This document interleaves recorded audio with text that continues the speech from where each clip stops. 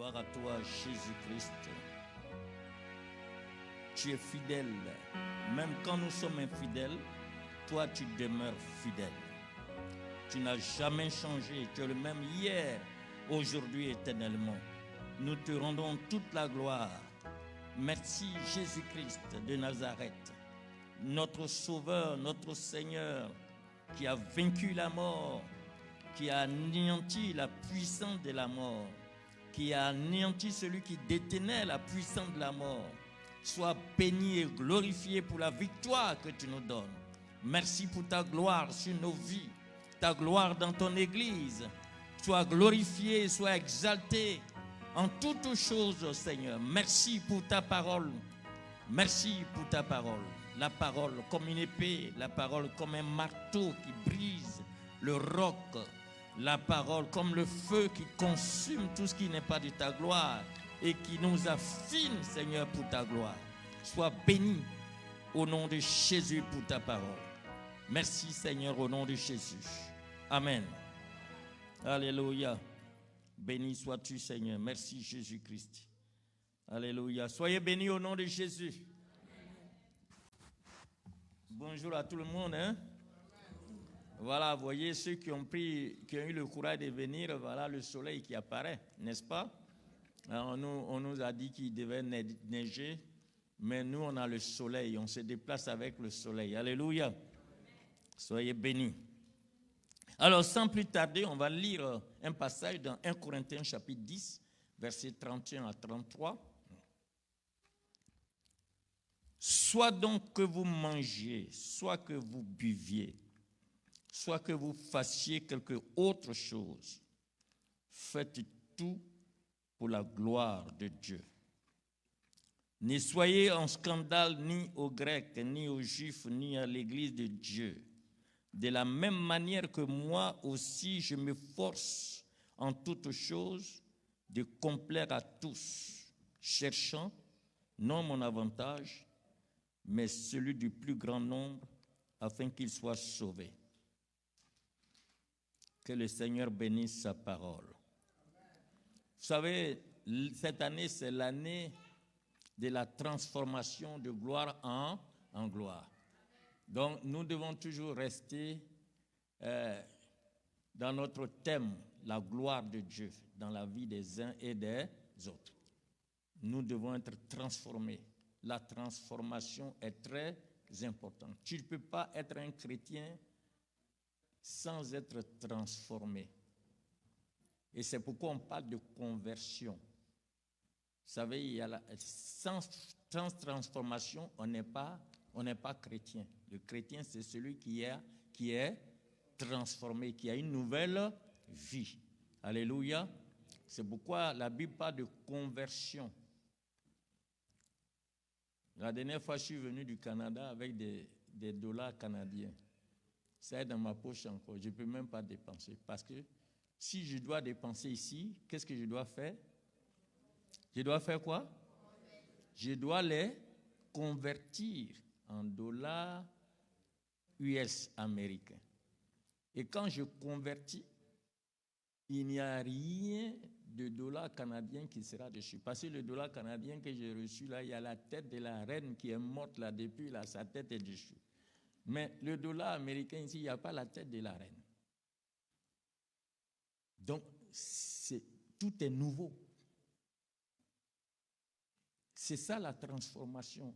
Quand tu es un chrétien, ça dit que ta vie ancienne est passée.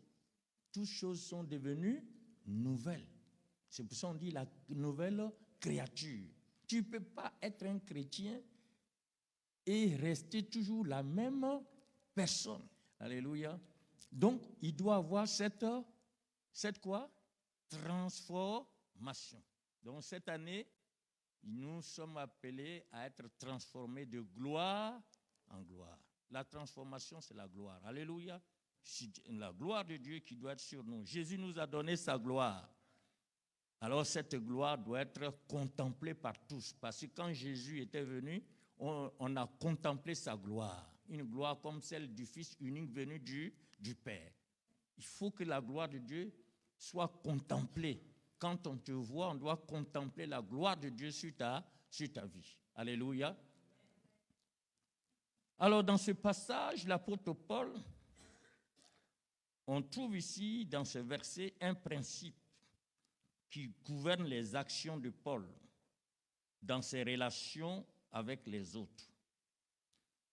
Mais pourquoi ce principe? Parce que Paul a compris qu'il devait tout faire pour la gloire de Dieu. Alléluia. Il est dit ici, soit donc que vous mangez, que vous buviez, soit que vous fassiez quelque autre chose, faites tout pour la gloire de Dieu. Parce que nous avons la gloire, tout ce que nous devons faire doit être aussi pour la gloire de Dieu. Jésus-Christ est venu, il a toujours dit, Père, je t'ai glorifié sur la terre. Tout ce que j'ai fait a été pour ta gloire. Donc tout ce que nous devons faire doit être aussi pour la gloire de Dieu. Donc vous allez voir que les dimanches qui vont suivre, on va voir tout, parce qu'il est dit ici, tout. Faites tout pour la gloire de Dieu. Et là, dans ce texte, Paul nous a parlé de quelques points.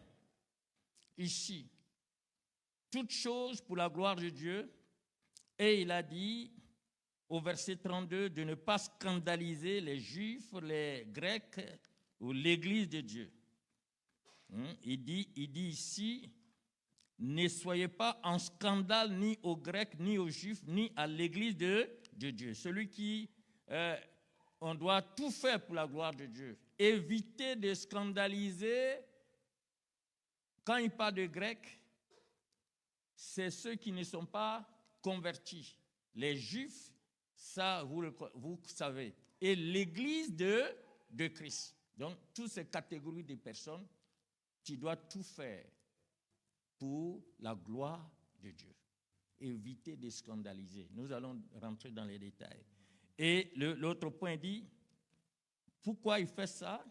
Parce qu'il dit, de la même manière que moi aussi, je m'efforce en toutes choses de complaire à tous, cherchant non mon avantage, mais celui du plus grand nombre, afin qu'ils soient sauvés. Donc, il y a un point. Ici, il y a un principe que Paul met en place et dans lequel il a fonctionné jusqu'à ce qu'il quitte sur cette terre. Ce principe, c'est le salut des âmes. Afin que tous soient quoi? Soient quoi? Voilà. Pour que tous soient sauvés, il doit tout faire pour la gloire de Dieu. Il ne doit pas scandaliser ni les Juifs, il ne doit pas scandaliser les Juifs, les Grecs ou l'Église de Christ. Il doit marcher comme Christ a marché. C'est pourquoi il disait aux Philippiens de suivre son exemple. Il a dit aux Philippiens, Philippiens chapitre 3, verset 17, il a parlé aux frères des Philippiens, il dit quoi? Soyez mes imitateurs, frères, et portez les regards sur ceux qui marchent selon le modèle que vous avez en nous. Ce que vous avez appris, reçu et entendu de moi, et ce que vous avez vu en moi, pratiquez-le. Et le Dieu de paix sera avec vous. Il a été un modèle et il veut que nous soyons un modèle. Imiter Christ. Nous devons être des imitateurs de Christ. La gloire de Dieu repose sur nous. On doit tout faire pour la gloire de Dieu. Faire tout pour la gloire de Dieu, c'est imiter le Seigneur. C'est pourquoi on s'appelle chrétien.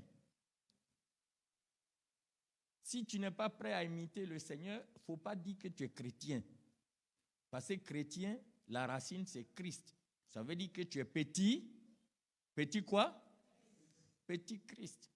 Donc, si on te voit, on doit dire vraiment qu'on a vu Christ.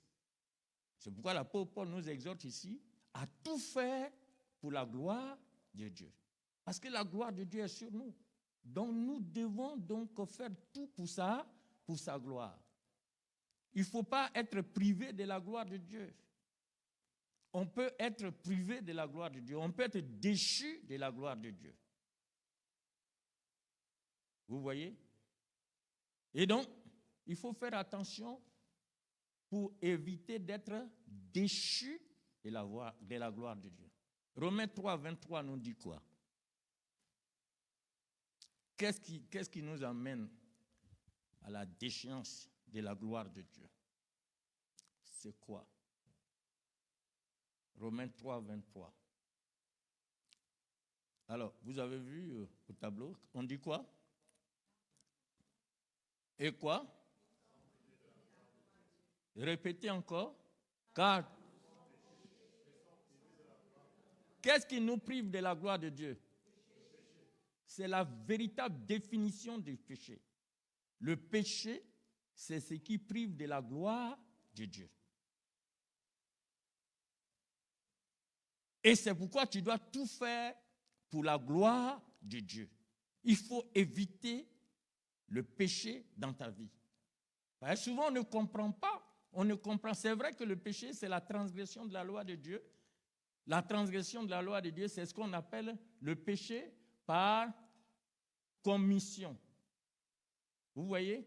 Et Jacques dit, si vous savez faire le bien et que vous ne le faites pas, vous péchez. Donc, il y a le péché par commission, il y a le péché par omission. Ce que tu dois faire et que tu ne fais pas, tu omets de le faire, ça veut dire que tu commets un péché d'omission. Ça, c'est les deux définitions souvent que nous connaissons au niveau du péché. Mais la véritable définition du péché, c'est quoi? Être privé de la gloire de Dieu. Et donc, nous devons tout mettre en œuvre pour éviter d'être déchus de la gloire de Dieu.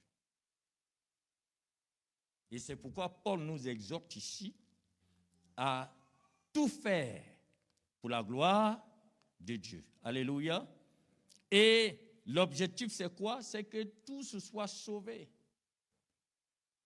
Nous sommes appelés à amener tout le monde à recevoir Jésus-Christ dans leur vie. C'est pourquoi Jésus a dit, faites de toutes les nations des quoi? Des disciples. Alors, il faut comprendre cela. C'est pour cette raison qu'il t'a donné sa gloire. Il faut qu'on soit un dans la même pensée de Christ pour le salut de l'humanité entière. Et c'est pourquoi il dit, Père, je leur ai donné la gloire que tu m'as donnée afin qu'ils soient un comme nous sommes un. Alors, si nous sommes un avec le Seigneur, nous devons tout faire pour sa gloire. Amen. Alléluia. Donc, Paul a mentionné toutes ces choses et c'est ce désir-là et son travail pour présenter tout homme parfait en Christ. Regardez ce qu'il dit aux Colossiens, Colossiens 1, 28 à 29. C'est lui que nous annonçons, exhortant tout homme et instruisant tout homme en toute sagesse, afin de présenter à Dieu tout homme devenu parfait en Christ. C'est à quoi je travaille en combattant avec sa force qui agit puissamment en moi. Le désir de Paul est que son travail pour présenter tout homme parfait en Christ. Et c'est pourquoi nous devons tout faire pour la gloire de Dieu. Et ce désir-là doit nous animer. Alléluia. Il faut que ce désir nous anime. Et parce que l'angoisse de Paul, et c'est la croissance spirituelle de tous les hommes. Tous, nous devons grandir, nous devons ressembler à Christ. Parce que Christ lui-même avait cette compassion-là pour le salut des âmes. C'est pourquoi Jésus-Christ pouvait être avec les pécheurs et manger avec les pécheurs. Et c'est ce que les pharisiens n'avaient pas compris. Ils le condamnaient alors qu'il était venu pour un objectif, le salut des âmes. Alléluia. Donc ce principe magnifique anime Paul dans tous les domaines. Ici, Paul nous parle de 2 points. Il parle des points qui sont très importants, où nous devons faire tout pour la gloire de Dieu. Par exemple, il parle ici de la nourriture. Soit que vous mangez, soit que vous buviez, faites tout pour la gloire de Dieu. Donc, ici, le texte d'abord nous parle de ce qu'on mange. Vous voyez, souvent, on peut manger n'importe quoi. On peut dire, bon, je suis libre, je peux manger ce que je veux. Et c'est bien, tu es libre, tu peux manger ce que tu veux. Mais regardons ensemble ce que Paul nous dit ici, pour la gloire de Dieu. Colossiens 1 Corinthiens chapitre 8, verset 7 à 13, il dit quoi? Mais cette connaissance n'est pas chez nous. Quelques-uns, d'après la manière dont ils envisagent encore l'idole, mangent de ces viandes comme étant sacrifiées aux idoles, et leur conscience, qui est faible, en est souillée. Ce n'est pas un aliment qui nous rapproche de Dieu. Si nous en mangeons, nous n'avons rien de plus. Si nous n'en mangeons pas, nous n'avons rien de moins. Prenez garde, toutefois, que votre liberté ne devienne une pierre d'achoppement pour les faibles. Car si quelqu'un te voit, toi qui as de la connaissance, assis à table dans un temple d'idole, sa conscience à lui qui est faible, ne le portera-t-elle pas à manger des viandes sacrifiées aux idoles? Et ainsi le faible périra par ta connaissance, et le frère pour lequel Christ est mort, en péchant de la sorte contre les frères et en blessant leur conscience faible, vous péchez contre Christ. C'est pourquoi, si un aliment scandalise mon frère, je ne mangerai jamais de viande afin de ne pas scandaliser mon frère. Alléluia. Même dans la nourriture, tu dois éviter de scandaliser les frères. On parle ici de la viande sacrifiée aux idoles. Et Paul il met ici en conséquence et en évidence les conséquences qui sont possibles de l'abus de nos libertés. Parce que tu es libre de manger, mais ici, les Corinthiens parlaient de la viande sacrifiée aux idoles. Est-ce que le chrétien ne peut pas manger ça? Paul dit, il n'y a pas de problème, tu es libre. Si toi, ta conscience est libre, tu peux manger comme tu veux. Mais à cause de celui qui est faible à côté de toi, pour ne pas scandaliser celui qui est là, il faut éviter de manger cette viande. Vous voyez? Parce que ce que nous devons éviter, c'est d'éviter de scandaliser les autres. Si tu es seul, va dans ta chambre là-bas. Si tu veux manger un mouton des musulmans là, va dans la chambre, mange leur mouton. Ça, c'est ton problème. Mais il ne faut pas venir devant tout le monde pour dire mangeons la viande, comment on appelle ça, sacrifiée là, mangeons ça. Celui qui est faible, qui vient d'arriver, ou bien qui n'est même pas encore chrétien, qui cherche à devenir chrétien, qui a l'habitude de manger les viandes sacrifiées, lui, il va manger, il ne va jamais venir à l'église. Donc, il ne faut pas scandaliser. Parce que si tu le fais, tu es dans le péché. Donc, faites tout pour la gloire de Dieu. Donc, quand je dois manger, je dois éviter de regarder, je dois voir. Est-ce que il n'y a pas quelqu'un que je suis en train de scandaliser pour la nourriture que je suis en train de manger? Vous sachez aussi que la nourriture là, est un piège. C'est ce qui a fait chuter Adam et Ève. Parce qu'Ève, elle a vu quoi? Le fruit, elle a dit quoi? Agréable à la vue, et puis quoi? Manger. Mangez là, faites très attention. Surtout en Amérique, ici, là, on mange seulement. Il y a buffet partout. Maintenant, le buffet est cher. Hein? La dernière fois, j'ai invité quelqu'un au buffet. J'ai invité quelqu'un là-bas. Mon Dieu, ça a coûté cher. Hein? Et donc, à cause de la nourriture, ne sois pas un scandale pour tes frères et tes sœurs. En ce qui concerne l'atteinte des perdus, parce qu'il faut toucher les perdus, il faut toucher les gens.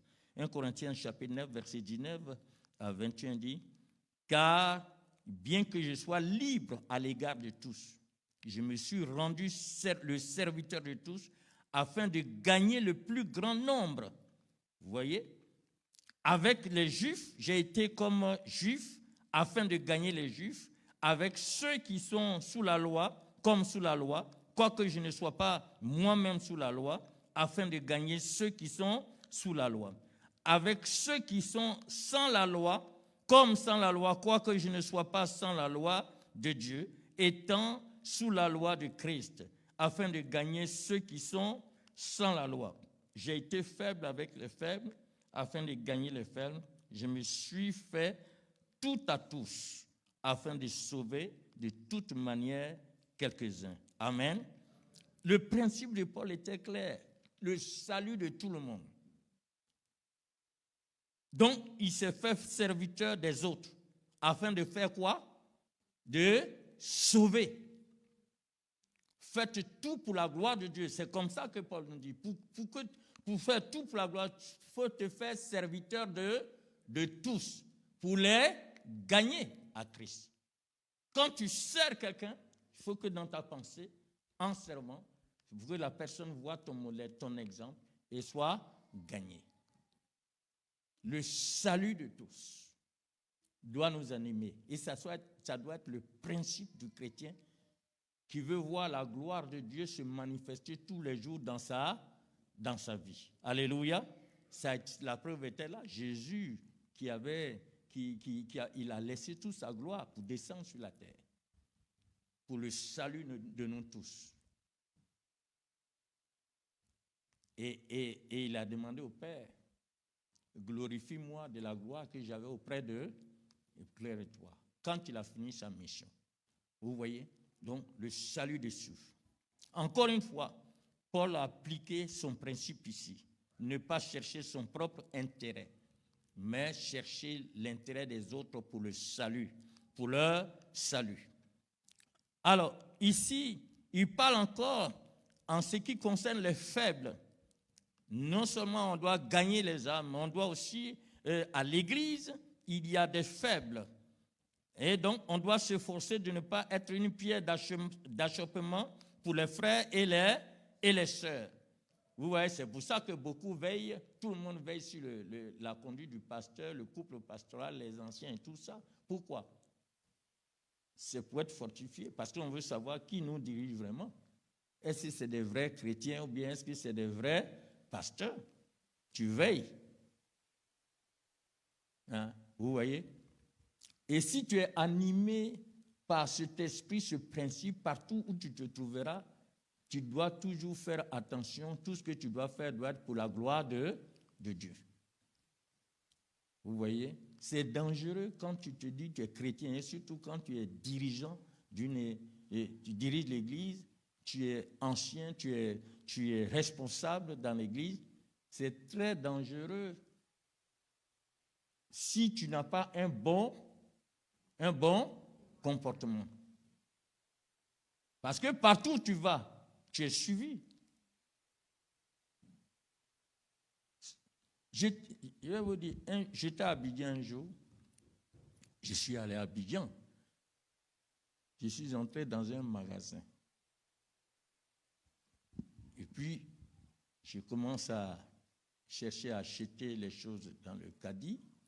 Voilà un jeune homme qui vient, il a son enfant, il a mis l'enfant dans le caddie, là, et puis il s'approche de moi, et puis il dit, Papa Goulia.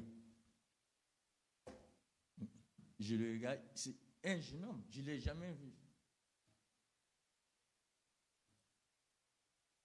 J'étais étonné, j'ai dit, mais vous me connaissez? Il dit, oui, je vous ai vu sur les YouTube, là. Hein?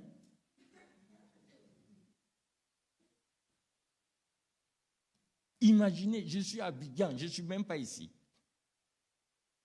Comment je peux imaginer que quelqu'un peut me connaître? Mais il m'a vu sur YouTube et je ne sais pas comment sur YouTube il a pu me reconnaître comme ça. Hein? Alors que quand je suis à Abidjan, je m'habille comme tout Abidjanais. Je ne m'habille pas comme quelqu'un qui vient d'ailleurs. Je suis toujours dans mes tenues d'Abidjan. Et d'ailleurs, même ça me plaît. Mais il a pu me reconnaître. Imaginez si j'étais en train de faire autre chose là-bas. Ça allait être une occasion de chute pour lui. J'allais le scandaliser. C'est ça Paul dit. Faites tout, pourquoi? Pour la gloire de Dieu. Faites tout pour la gloire de Dieu. Ici, d'ici là, on n'en parle pas. Un jour, j'étais avec ma femme, on était allé faire le marché, et des gens s'approchent de nous pour nous saluer. On ne les connaît même pas. Hein? Parce que peut-être tu as été prêché à des funérailles ou bien quelque part, on t'a vu, mais toi, tu ne connais pas les gens. Donc ton comportement, il faut le soigner. Par ceux qui t'ont vu là, ils ont dit, ah, ça c'est le pasteur. Ça c'est maman pasteur. Voilà, ça c'est le frère en Christ. Ça c'est l'ancien. Ça c'est la sœur qui accueille les gens à l'église là-bas. Ah, c'est telle sœur qui chante. Ah, c'est telle sœur. Donc partout où tu te trouves, tu dois tout faire pour la gloire de Dieu. Fais attention. Sinon, tu seras déchu de la gloire de Dieu. Parce que ça va être un péché. Alléluia. Alors, regardons pour les faibles. On a pour les faibles. Regardons Romains chapitre 14. Alors, il est dit quoi? Romains 14, verset 20. Ne nous jugeons donc pas plus les uns les autres, mais pensez plutôt à ne rien faire qui soit pour votre frère, quoi? Une pierre d'achoppement ou une occasion de... Voilà, il ne s'agit pas de bavarder, de juger les gens, il a fait ça, il a fait ça. Toi, tu dois tout faire pour ne pas être une pierre d'achoppement. Souvent, les gens ont fini de faire le culte là, dans la joie, tu écoutes, il y en a qui, dès qu'il finit, ils commencent à critiquer directement. Tu deviens une pierre d'achoppement. Il y a des gens qui m'ont scandalisé ici à l'église. Quand je vous vois, on vient de faire le culte, vous venez me voir parce qu'il y a palabre ici, vous êtes en train de me scandaliser. C'est quoi ça?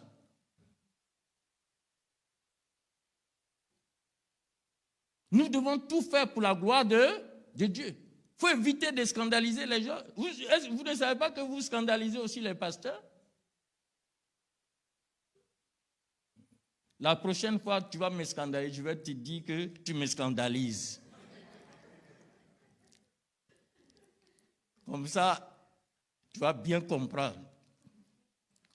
Parce que nous devons tout faire pour la gloire de Dieu. Alléluia. Celui qui sert Christ de cette manière, il est dit ici, regardons le verset 15. Mais si pour un aliment, ton frère est attristé, tu ne marches plus selon l'amour. Ne cause pas par ton aliment la perte de celui pour lequel Christ est mort. C'est très important. Simplement pour la nourriture, tu peux détruire la vie d'une personne. Et Paul est en train d'insister ici, vous voyez, et il dit que votre privilège ne soit pas un sujet de calomnie, car le royaume de Dieu, ce n'est pas le manger et le boire, mais la justice, la paix et la joie par le Saint-Esprit. Celui qui sert Christ de cette manière est agréable à Dieu et approuvé des hommes. Alléluia. Agréable à Dieu et approuvé des hommes. Donc, il faut servir le Seigneur de cette manière. Éviter de scandaliser quelqu'un. Même les plus petits membres de l'Église. Même les païens, partout où tu te trouves. Il faut éviter de scandaliser les gens. Alléluia. Donc, chaque fois que nous on est ensemble, je suis là, je fais tout, hein. Je rentre dans un magasin, je sais, c'est des lieux publics, il faut faire attention. Peut-être quelqu'un même peut t'arrêter au coin là-bas et puis il te regarde. Toi, tu ne le vois pas, hein. Il dit, ça c'est le pasteur là. Et puis il est là, il te regarde. Et toi, tu ne sais pas. Et peut-être tu as au téléphone, tu es en train de raconter du n'importe quoi là-bas. Et il est dans un coin là-bas, il te regarde. Il dit, ça c'est le pasteur ça.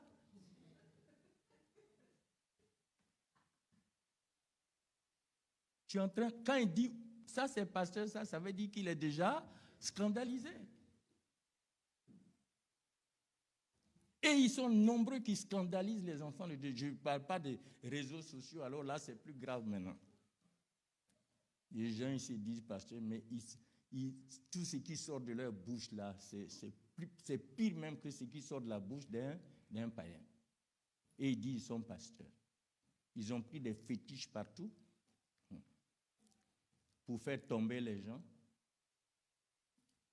Et maintenant, ils disent qu'ils sont pasteurs. Vous savez que l'Église est infestée par des agents du diable. On est dans les derniers temps. Hein.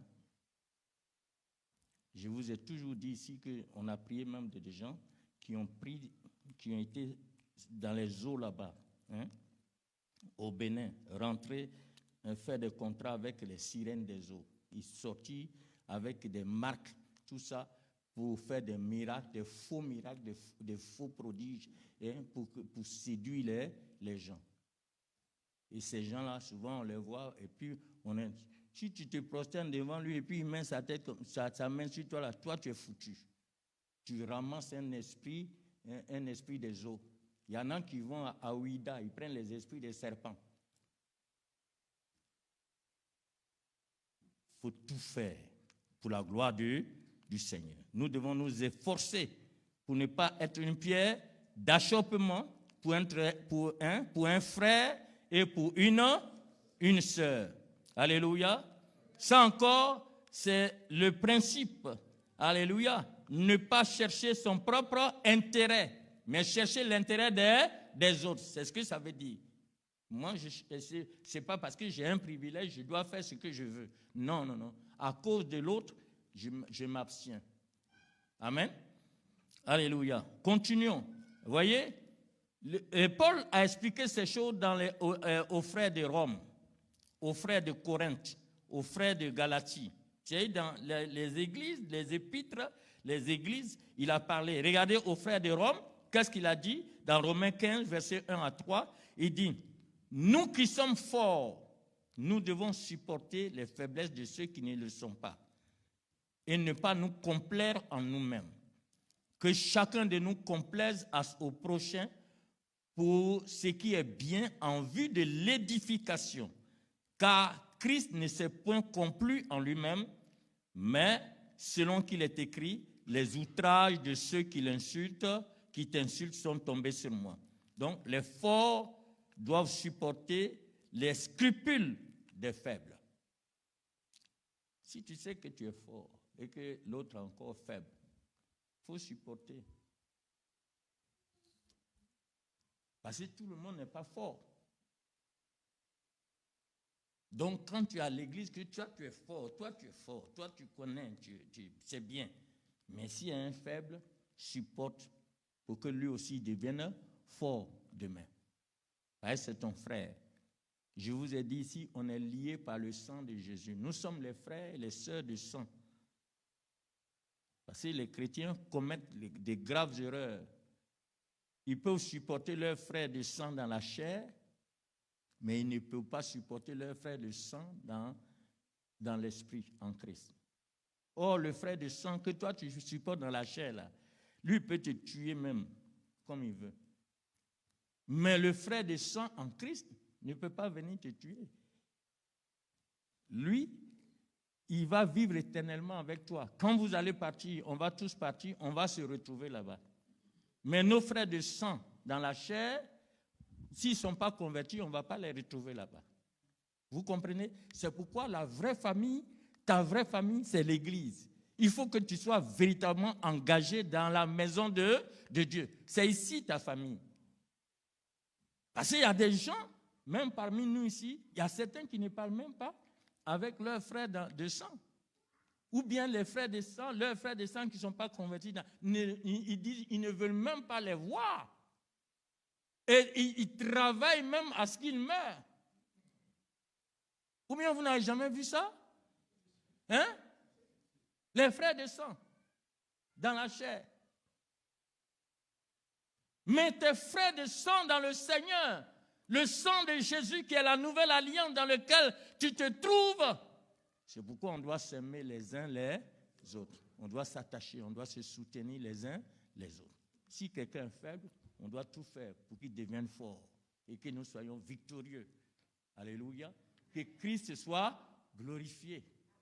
Cacher les faiblesses, mais l'amener à une transformation de gloire en gloire. C'est pourquoi 1 Corinthiens 13 dit quoi? L'amour excuse tout. L'amour supporte tout. L'amour ne cherche pas son intérêt. C'est ça l'amour. Et ça, on doit vivre entre nous. Alléluia. Faites tout pour la gloire de Dieu. Parce que nous avons l'esprit de gloire. Alléluia. La compassion pour les autres. L'amour pour les autres. En ce qui concerne ici, l'apôtre Paul parle encore.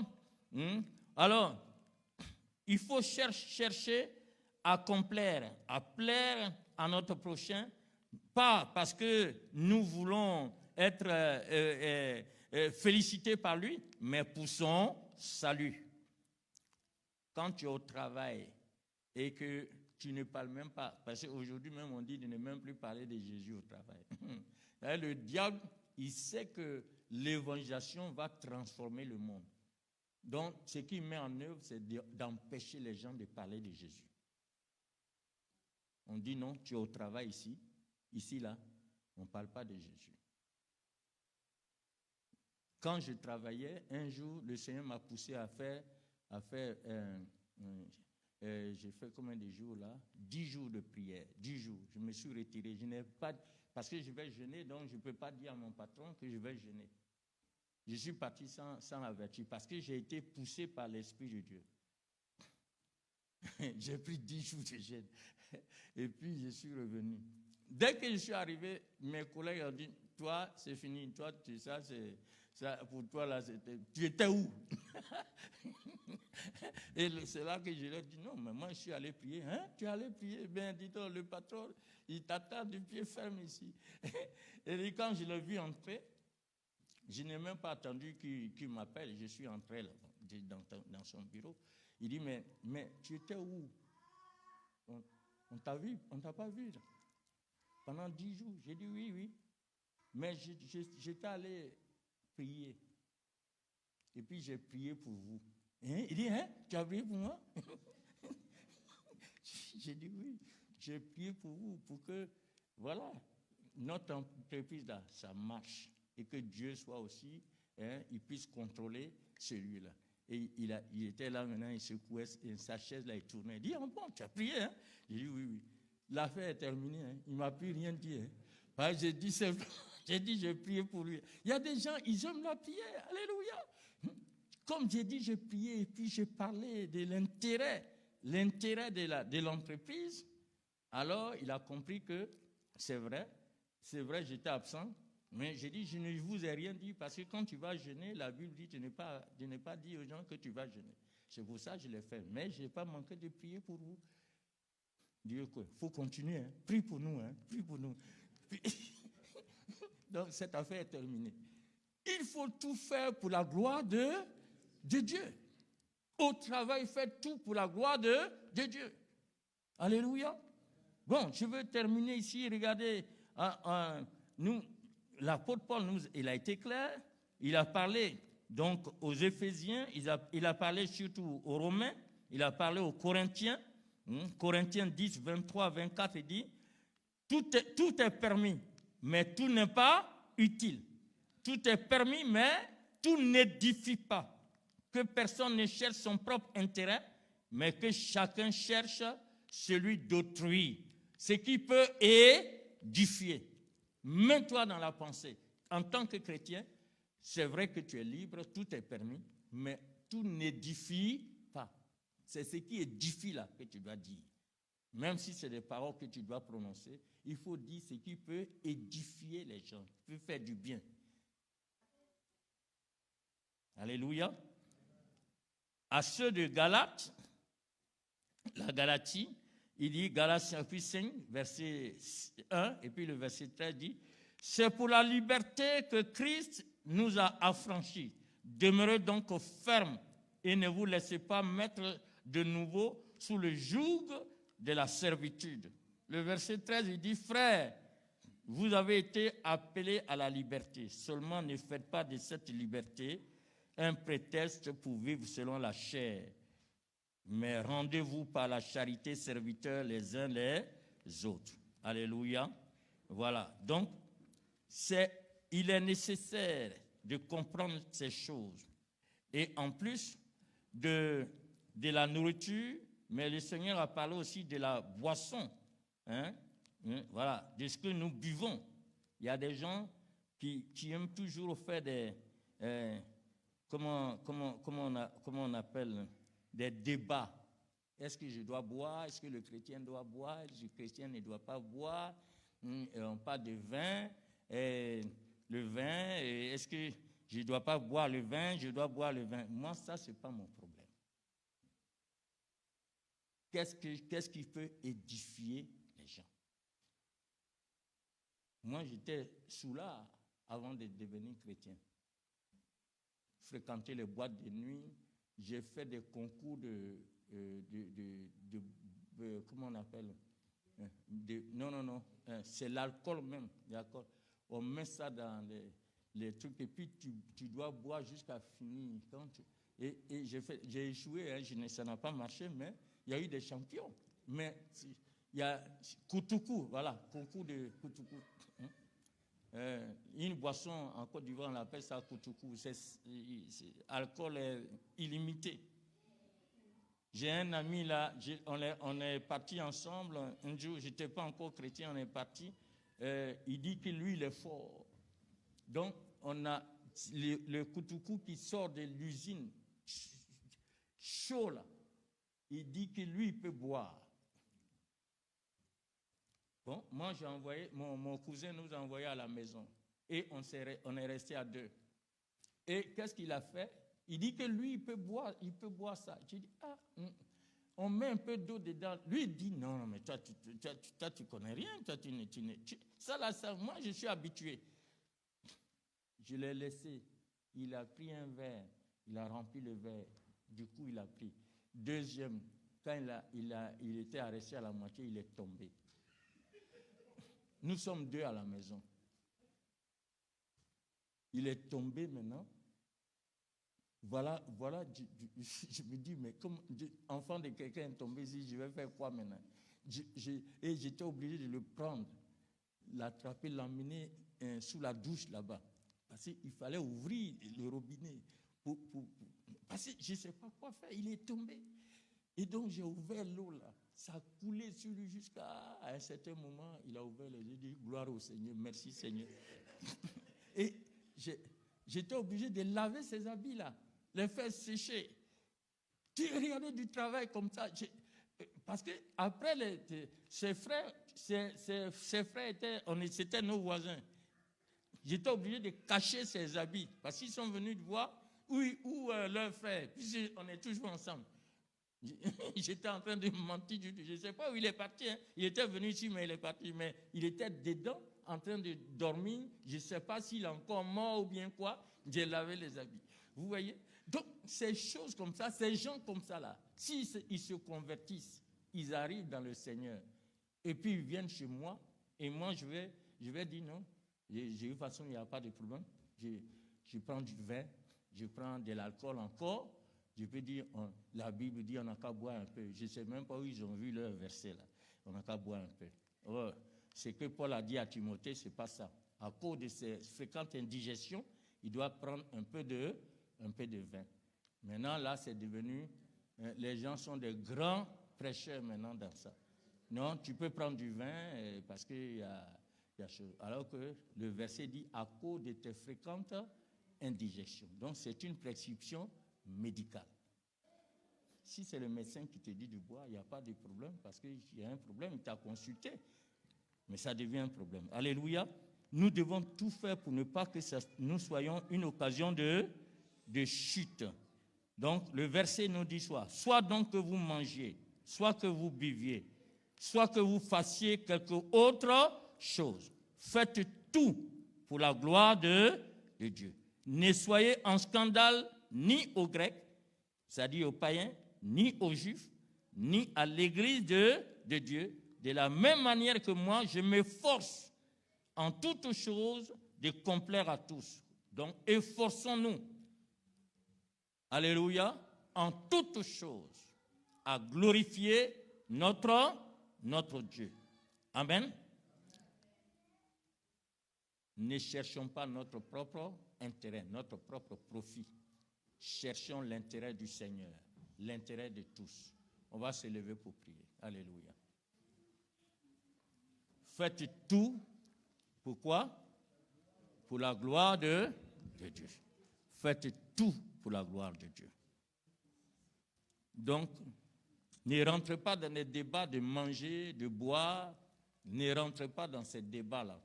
Cherchez seulement à glorifier Dieu dans toutes choses, dans tout ce que vous faites. Et les prochaines fois, nous allons voir dans quel domaine encore. Ici, aujourd'hui, nous avons vu le domaine de la boisson, le domaine de la nourriture. Alléluia. On doit tout faire pour la gloire de Dieu. Alors, prions le Seigneur. Alléluia. Si tu es encore lié à la boisson, encore lié à la nourriture, à l'amour de la nourriture, Dieu n'a pas dit de ne pas manger, mais l'excès de table, c'est un péché. Donc, vous voyez, dans le domaine même de la nourriture, il y a péché. Et puis, la nourriture est spirituelle aussi. Il y a le côté spirituel de la nourriture. Parce que Adam et Ève, en mangeant ce fruit-là, ils ont perdu la gloire de Dieu. Non seulement c'était le péché, mais la nourriture. Le diable a utilisé cette nourriture. Hein? Donc, il y a le côté spirituel. Il faut faire très attention. Moi-même, personnellement, quand je mange, je mange beaucoup, je suis rassasié. C'est difficile pour moi de prier. C'est pourquoi quand je vais visiter les gens, je ne mange pas avant d'avoir prié. Hein? Voilà, souvent, quand vous allez chez les gens, il faut les frères et les sœurs, vous pouvez partager ensemble quelque chose. Mais je ne mange pas avant la prière. Et si je mange avant la prière, c'est fini. Je vais commencer à rôter et puis je suis fatigué. Ça fatigue les gens. Donc, la nourriture. Si tu es lié, il faut prendre des moments de jeûne, de prière. Hein? Voilà. Il faut dire à ton ventre, moi, je te commande. Alléluia. Prions le Seigneur. Prions. Alléluia. Dans quel domaine tu glorifies le Seigneur? La gloire de Dieu est sur ta vie. Et alléluia. Jésus t'a donné sa gloire. Et c'est pourquoi tout ce que tu dois faire doit être pour sa gloire. Et si tu te rends compte qu'il y a des choses qui ne glorifient pas Dieu en toi par le Saint-Esprit qui te convainc, alors demande pardon au Seigneur et sanctifie-toi aujourd'hui au nom de Jésus-Christ. Alléluia. Seigneur, nous voulons te bénir pour ta gloire. Tu as dit, même dans la prière que tu as inspirée, Seigneur, tu as dit, Père, que ton nom soit sanctifié. Que ton nom soit sanctifié dans nos vies, Seigneur. Dans tout ce que, Seigneur Jésus, nous faisons, que ton nom soit sanctifié. Ton règne soit total en nous, Seigneur, et à travers nous. Afin que ceux qui nous voient, Seigneur Jésus, soient sauvés, qu'ils voient Jésus-Christ. Parce que nous avons été créés à être semblables, à ressembler à notre Seigneur Jésus-Christ. Père, tu nous as créés pour cela. Au nom de Jésus-Christ, permets, Seigneur, que tes enfants, chacun de tes enfants, chacune de tes filles, puisse, Seigneur, te glorifier en toutes choses.